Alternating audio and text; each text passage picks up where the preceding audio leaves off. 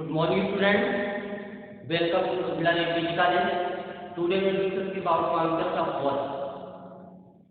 आज हम कार्य की क्या परिभाषा है, कार्य किस प्रकार से किया जाता है और इसका जो एग्जाम्पल है इसके बारे में हम आपको बताएंगे. This topic is basic first year, paper first and unit first. Paper first is mechanics and wave motion. तो कॉन्सेप्ट ऑफ वर्क में जाते हैं. तो मतलब वर्क मतलब होता है कार्य. वर्क मतलब कार्य होता है. तो कार्य हम किससे करते हैं? कार्य किससे करते हैं? किसी भी, जैसे कि हम भी अपने दैनिक जीवन में हमेशा कार्य करते हैं, कुछ करते हैं. जैसे हम पैदल ही चल रहे हैं या कोई किसी वस्तु को, जैसे यही वस्तु है इसको हम उठा रहे हैं तो भी कार्य कर रहे हैं. अर्थात इस वस्तु को उठाने के लिए हमको बल की आवश्यकता होती है और बल किस प्रकार से लगाया जाता है? बल लगाने के लिए हमको ऊर्जा की आवश्यकता होती है. इसका मतलब यह है कि ऊर्जा, बल, कार्य सब क्या है? एक दूसरे से संबंधित है. सब एक दूसरे से संबंधित है. बिना ऊर्जा के बल नहीं लगाया जा सकता और बिना बल के कार्य नहीं किया जा सकता. तो इसका मतलब यह है कि कार्य की परिभाषा यह है कि हिंदी में हम बता दे रहे हैं, जो इंग्लिश में हम आपको बताते हैं. किसी पिंड पर बल लगाकर बल की दिशा में विस्थापित करने की क्रिया को कार्य कहते हैं. या सबको सिंपली कहते हैं कि the work is defined as the product of magnitude of displacement, product of magnitude of displacement and component of force in the direction of displacement. इसका मतलब कि displacement of force का जो मल्टीप्लिकेशन होता है वही क्या होता है? वर्क होता है.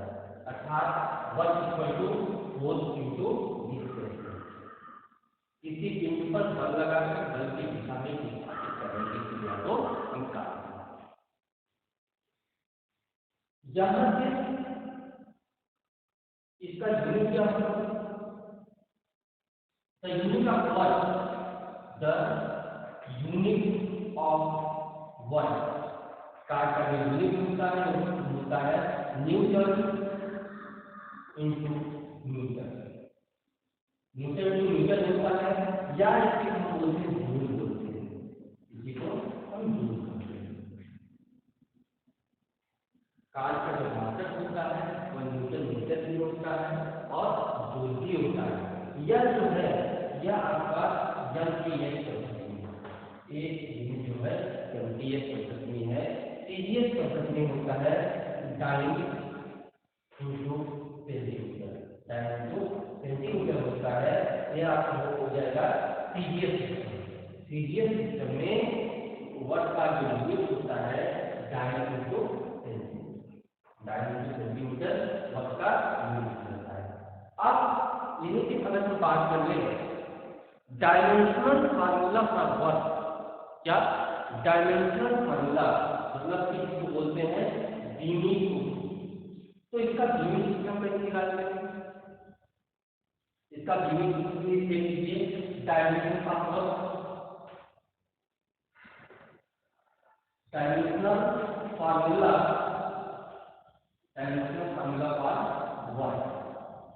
वर्क का. तो यहाँ से यूनिट क्या है? न्यूटन. न्यूटन किसका मात्रक होता है? बल का मात्रक होता है.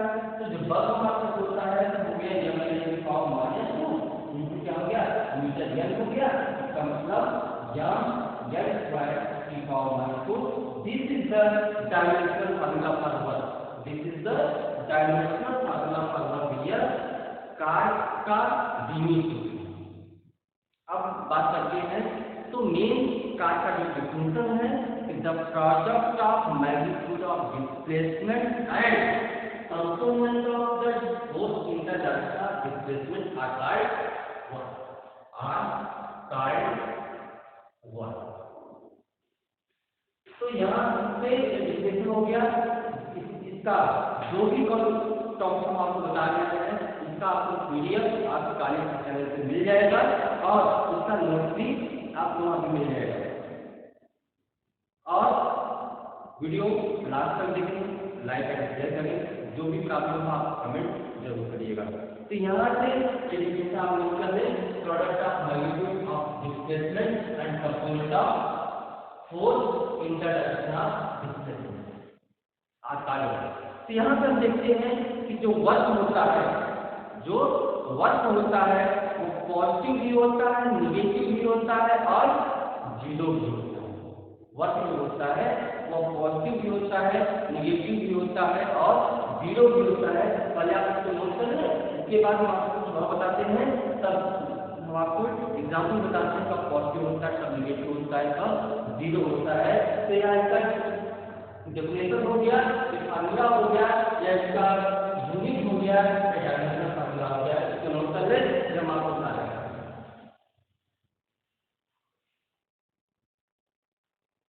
अब यहाँ देखिए, अभी हमने आपको बताया कि यदि किसी पिंड पर बल लगाकर बल की दिशा में विस्थापित करने की क्रिया को काट करते हैं। किसी पिंड पर फोर्स, जैसे कि मान लीजिए यही फोर्स है, यही आपकी बॉडी है, इससे हम अगर हम फोर्स लगाते हैं या जिस डायरेक्शन फोर्स है उसी डायरेक्शन क्या हो रहा है, डिस्प्लेसमेंट हो रहा है, तो हम कहते हैं यह काट किया जा रहा है। अर्थात यदि जो डिस्प्लेसमेंट है, इस displacement eight an angle theta, या जो विस्थापन हो रहा है वो किसी थीटा एंगल से, किसी थीटा एंगल से, अभी आप W इक्वल या इनटू R, इसको हम लिखते हैं R या cos थीटा, कहते हैं R या cos थीटा। या डिस्प्लेसमेंट जो है किसी थीटा एंगल से हो रहा है, किसी थीटा एंगल से हो रहा है, W या R, तो इसका हो जाएगा cos थीटा या cos थीटा। तो इसका मतलब कि वेग या cos थीटा, जो आपका या cos थीटा है, जहां पे आपका यह cos थीटा को कंपोनेंट ऑफ फोर्स लगाकर डायरेक्शन ऑफ डिस्प्लेसमेंट, वेग जहां पे यह cos theta is the direction of force, is the direction of force along displacement, along displacement। तो हम ये कह सकते हैं कि जो cos थीटा है वो आपकी बल की दिशा है, और यहाँ पे थीटा है direction of displacement at theta equal to angle between, at theta equal to angle between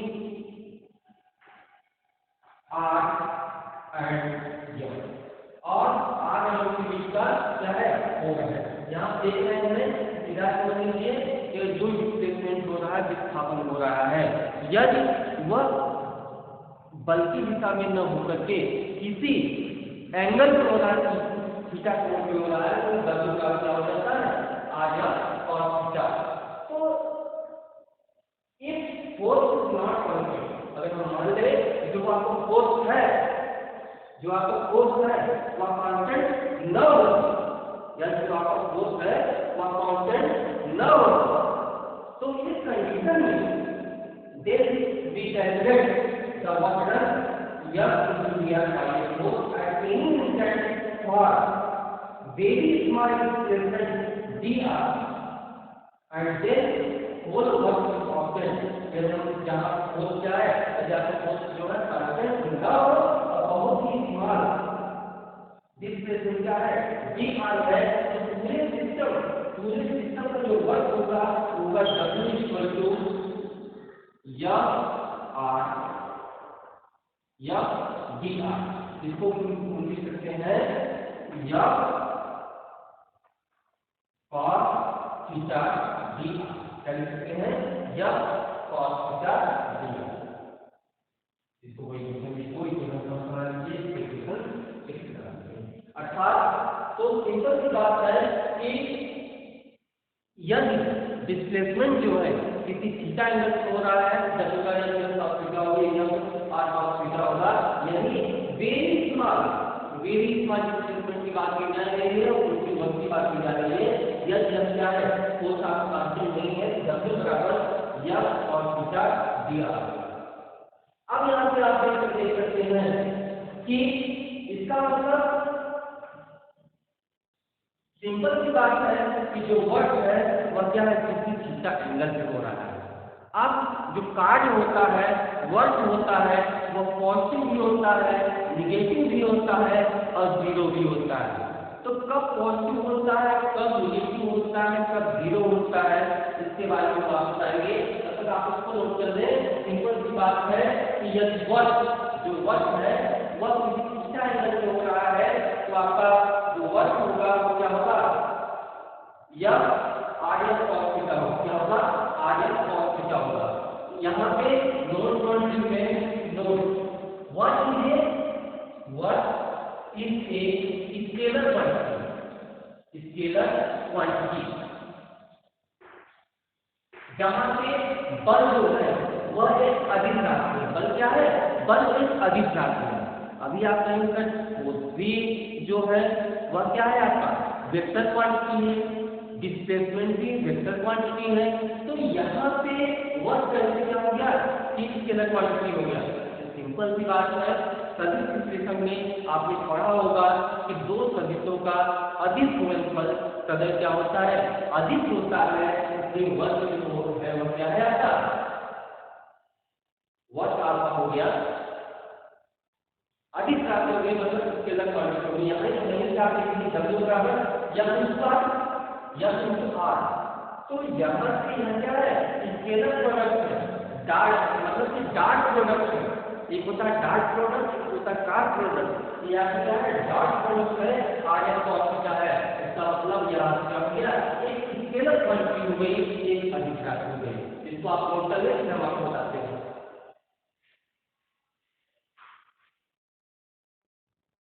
यहाँ पे आप देखिए कि हमने नोट पॉइंट लिखा है कि work can be positive, negative and zero, या और जीरो भी कर सकते हैं। जो कार्य होता है, वर्क होता है, वो पॉजिटिव भी हो सकता है, निगेटिव भी हो सकता है और जीरो भी हो सकता है। फॉर एग्जाम्पल पॉजिटिव कब होगा, फॉर कार्ड कार्ड का नाम आपने सुना होगा, बैलगाड़ी। क्या बोलते हैं, कार्ड, बैलगाड़ी। तो यहाँ पे इसके लिए आप देखेंगे कि जैसे जो ऑक्सीजन बैल होते हैं वह जिस डायरेक्शन में फोर्स अप्लाई करते हैं उसी डायरेक्शन में डिस्प्लेसमेंट भी होता है। तो जिस डायरेक्शन में फोर्स लगाया जा रहा है उसी डायरेक्शन में डिस्प्लेसमेंट भी हो रहा है। तो doing work is positive, doing work is positive. जिस डायरेक्शन में हम फोर्स अप्लाई कर रहे हैं उसी डायरेक्शन में अगर डिस्प्लेसमेंट हो रहा है तो जो किया गया कार्य होगा वह हमेशा पॉजिटिव होगा। फॉर एग्जाम्पल तागा मान लीजिए, बैलगाड़ी मान लीजिए, तो क्या है, यहाँ पे जो वजन होगा वो ऑलरेडी पॉजिटिव होगा।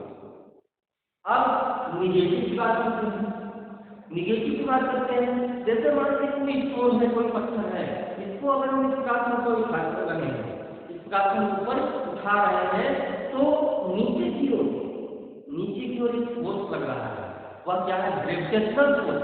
अर्थात ग्रेविटेशनल फोर्स के विरुद्ध अपोजिट हम क्या कर रहे हैं, डिस्प्लेसमेंट कर रहे हैं। कि जो फोर्स अप्लाई हो रहा है उसके अपोजिट क्या हो रहा है, डिस्प्लेसमेंट हो रहा है। तो यहाँ किसी पत्थर को अगर उठा रहे हैं तो बल लग रहा है ग्रेविटेशनल फोर्स। तो यहाँ पे यह जो वर्क किया गया कार्य का वर्क होगा ऑलरेडी निगेटिव होगा। और जीरो कब होगा, जीरो कब होगा कि displacement and direction of force perpendicular to each other. तो अर्थात अगर हम फोर्स अप्लाई कर रहे हैं और जो डिस्प्लेसमेंट है वो क्या है कि दोनों एक दूसरे के परपेंडिकुलर है, लंबवत है, किया गया कार्य आपका जीरो होगा। फॉर एग्जाम्पल जैसे कोई पुली है अपने सर पे बोझा रख करके स्टेशन पे अगर चल रहा है तो वह कोई कार्य नहीं कर रहा है, क्योंकि सर्कल और उसके बीच में 90 डिग्री का कोण बन रहा है। जब 90 डिग्री कोण बन रहा है तो आप जानते हैं W का एफ और cos थीटा है। तो cos 90 की वैल्यू क्या होती है, cos 90 की वैल्यू 0 होती है, इसलिए किया गया कार्य क्या होगा, शून्य होगा। तो इसका मतलब ये है cos वर्ग जो होता पॉजिटिव भी होता है और निगेटिव भी होता है और जीरो भी होता है। इसको आप देख लीजिए। तो हम चलते हैं कि नए टॉपिक की ओर, work energy theorem. Work energy theorem का स्टेटमेंट देख लीजिए कि वर्क एनर्जी थ्योरम का स्टेटमेंट है जिसको हम बोलते हैं कार्य ऊर्जा प्रमेय।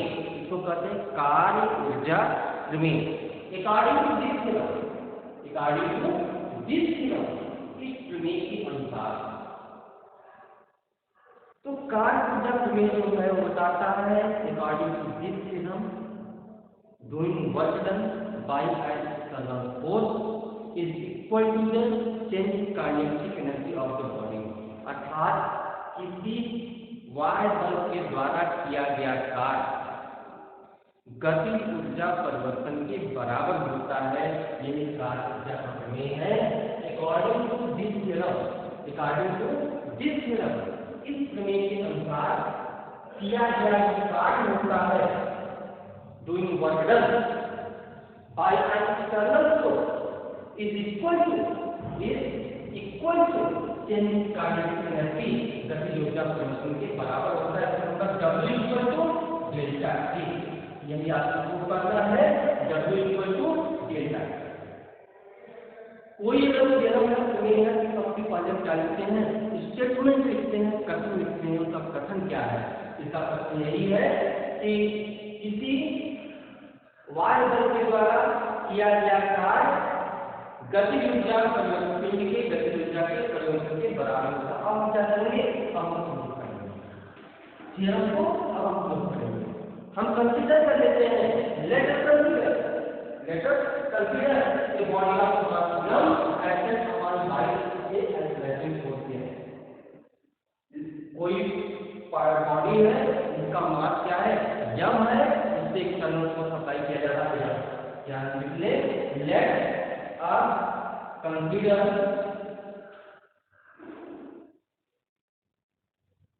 the mass of the body m and acceleration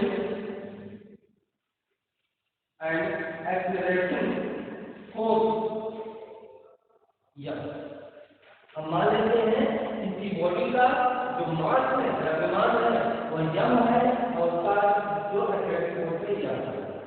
if the body move from position r1 to r2, यदि कोई बॉडी है वह क्या है, पोजीशन r1 से r2 की ओर मूव कर रही है with velocity v1 and v2।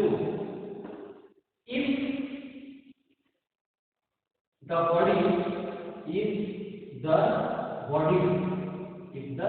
Body move r1 to r2 with velocity v1 to v2। इसका मतलब ये है कि कोई बॉडी है जो मूव कर रहा है r1 to r2, उसका वेलोसिटी v हो रहा है और v1 से v2। तो इस प्रकार जो किया गया कार्य होगा then doing work W equal to r1 to r2 या into d। क्या होगा कि r1 से r2 तक या into d क्या हो जाएगा, या into d आ जाएगा। यहाँ से इसको हम कोई इक्वेशन बना लेंगे, इसको हम कोई इक्वेशन बना लेंगे, इसको हम अर्थ मान लेते हैं v knows from न्यूटन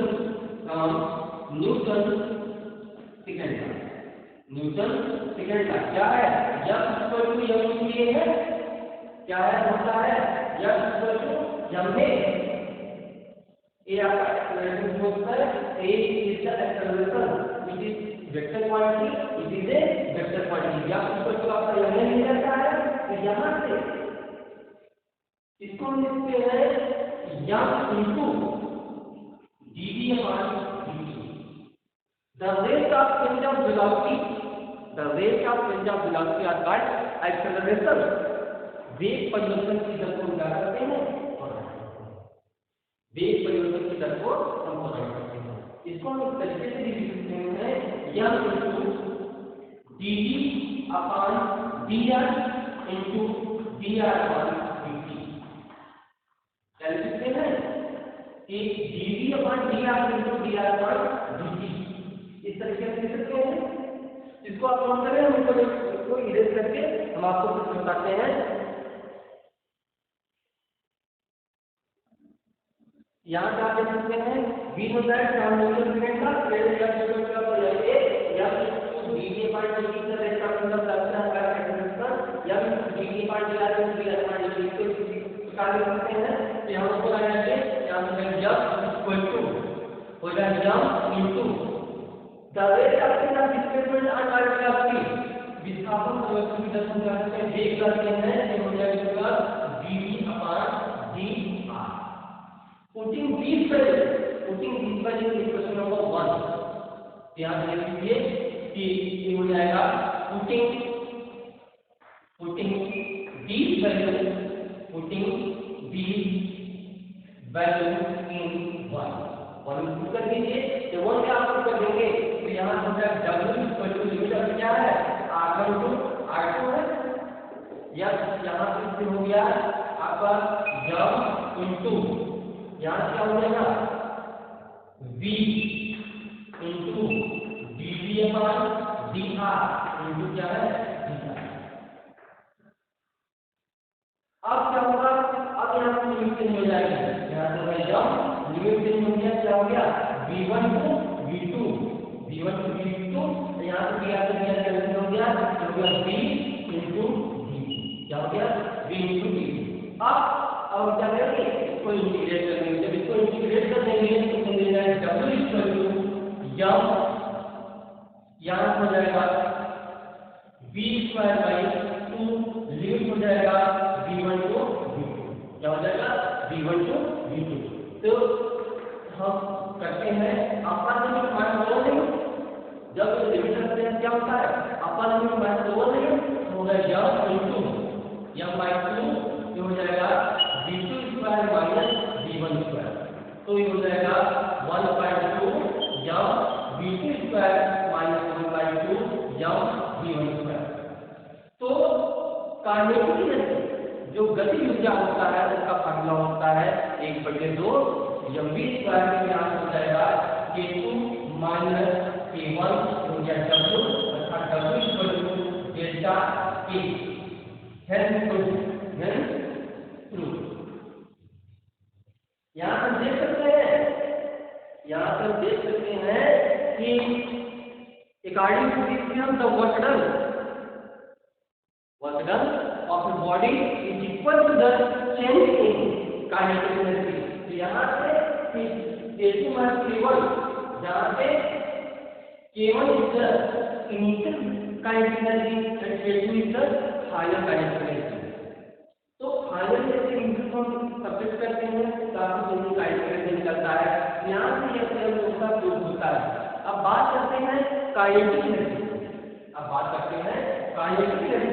तो काइनेटिक एनर्जी होता क्या है, तो सिंपल इस कंडीशन में कि अगर जो आपकी फाइनल काइनेटिक एनर्जी है वह 0 हो जाए तो उस कंडीशन में कि क्या होता है केवल इधर amount of work that body can do deposit non can work necessary.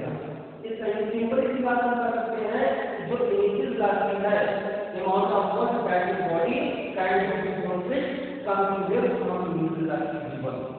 तो इनिशियल क्लास की जीवन में क्या होगा यह डिपोजिट किया जाएगा।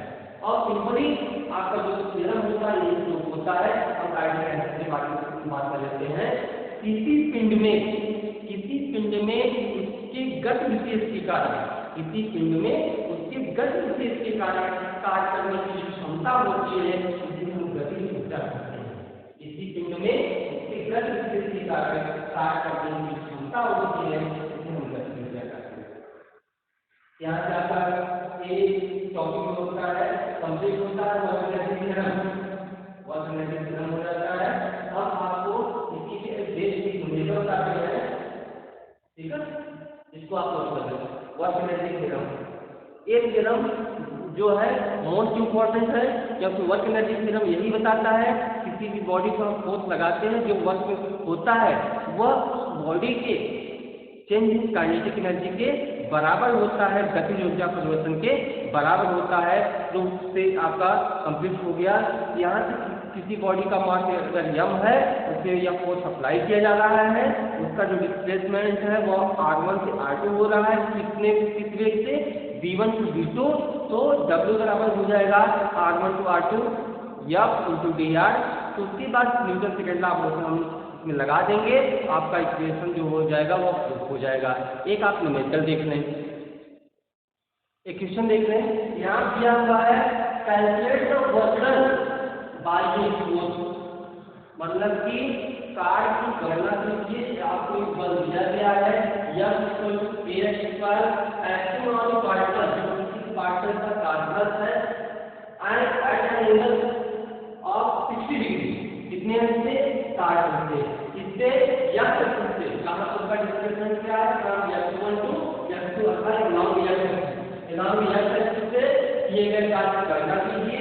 जो F kx² की बॉडी पर क्या होता है, फोर्स को आरोपित किया जा रहा है। तो यहाँ से इसका सोल्यूशन हो जाएगा। अब यहाँ देखिए, अभी आपने फॉर्मूला पढ़ा W = F × dr, क्या पढ़ा, F × dr का वर्क का जो है समीकरण है। अब यहाँ से इससे किस बात की जा रही है, बट अगर देखा जाए किस बात की जा रही है, dr कितना हो जाएगा, dx हो जाएगा। जब dr = dx हो जाएगा तो मुझे F इंटू dx क्या हो गया, F इंटू dx हो गया। यदि आप क्या करते पढ़ रही है, अब उसके बाद कहां से कहां तक, F1 से F2 कहां हो रहा है, F1 से F2। तो यह समान क्या करता है, यहाँ देखिए गिवन दैट की बात, गिवन दैट आपको दिया गया है, और दिया गया F = kx² दिया गया है, θ = 60 डिग्री दिया गया है, θ = क्या दिया गया है, 60 डिग्री दिया गया है। अब यहाँ से जाएगा इंटीग्रेशन F cos θ dx, क्या हो जाएगा, F cos θ dx। तो यहाँ से जाएगा इंटीग्रेशन F1 टू F2, ये हो गया F1 टू F2। तो यह का मान कितना दिया गया है, kx² cos 60 into dx, cos 60 degree, cos 60 degree का मान क्या होता है, cos 60 का मान 2 होता है। cos 60 का कितना होता है, सही है, cos 60 का मान 1/2 होता है। यहाँ पे देख लीजिए हो जाएगा इंटीग्रेशन, सबसे पहले कांसेप्ट के इसको बाहर कर लीजिए, F1 to F2 cos 1/2 F² dx। अब 1/2 भी बाहर कर देगा, इसका मतलब k हो गया, k/2, यहाँ पे जाएगा F3/3, लिमिट क्या हो जाएगा, F1 से F2 अर्थात हो गया 1/6 k F2³ - F1³ इसके बराबर हो गया 1, अर्थात यूनिट से सॉल्यूशन, ये आपका हो गया आंसर। तो सिंपल क्या है, इसमें आपको वर्क डन फाइंड करना था और आपका वर्क एनर्जी से हो गया, कॉन्सेप्ट ऑफ वर्क हो गया। एक वर्क से मैं आपको मेथड बता दिया। मैं आशा करता हूँ कि वीडियो जो है आपको बहुत ही अच्छा लगा होगा, और कोई भी प्रॉब्लम हो आप कमेंट जरूर करिए। कुछ आपको पूछना है कमेंट बॉक्स में जाकर आप पूछ भी सकते हैं। इसका पीडीएफ जो है आपके कॉलेज के ऐप पे अवेलेबल, आप देख सकते हैं, पढ़ाई करिए, कोई प्रॉब्लम पूछिए। तो अगले वीडियो के लिए आप इंतजार करिए, जल्दी लौटेंगे अगले टॉपिक के साथ। तब तक के लिए धन्यवाद।